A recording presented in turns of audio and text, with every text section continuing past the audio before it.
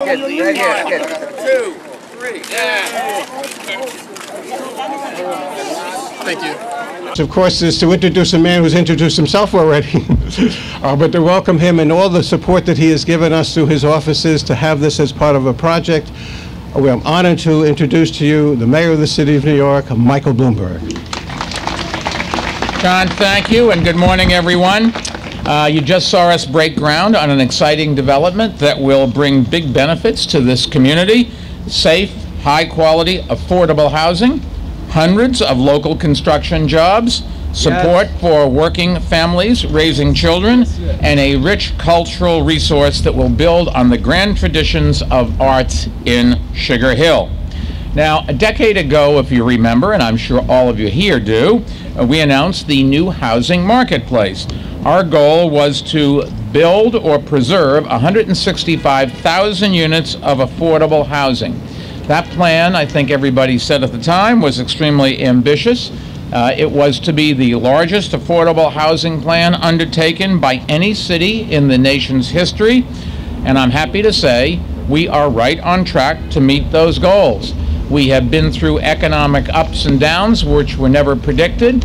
We've been through changes in the state and federal administrations, but nothing has deterred us from keeping going and staying on schedule.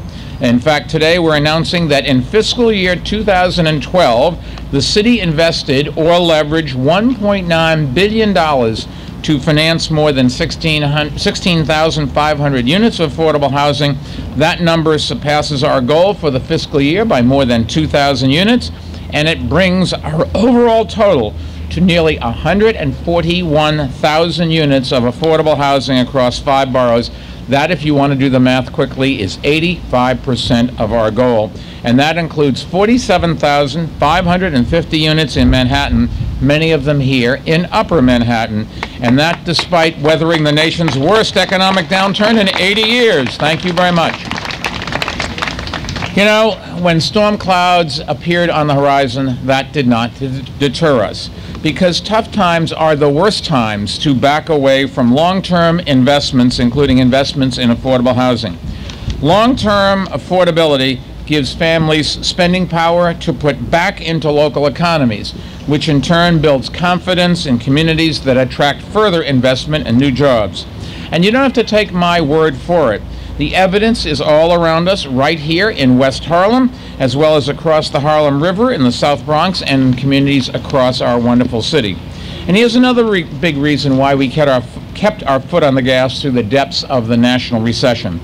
Our investment in those affordable housing units have created more than 125,000 jobs in construction and related industries over the course of the plan, and we estimate that to rise to 150,000 before the plan has run its course.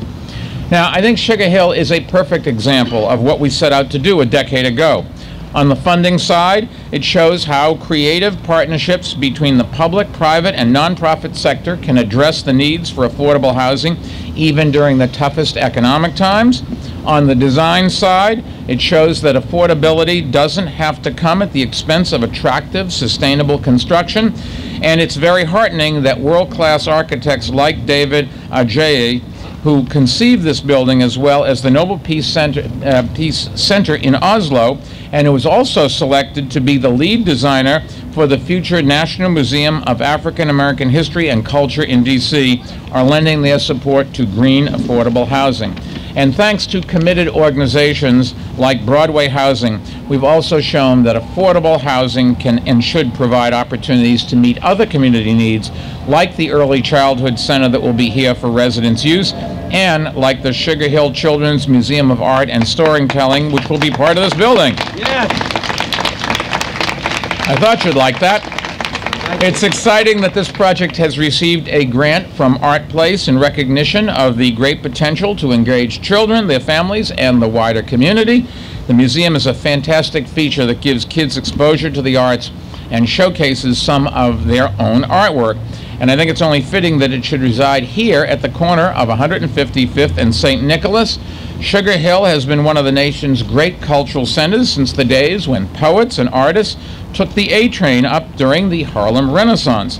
and our administration has put investment in the arts at the center of our agenda, not just for the role they play in enriching our lives, but also for the role they play in building stronger communities. And I wanted to thank everyone who helped us get these shovels in the ground today, and who I know will work tirelessly to make this project the best it can be.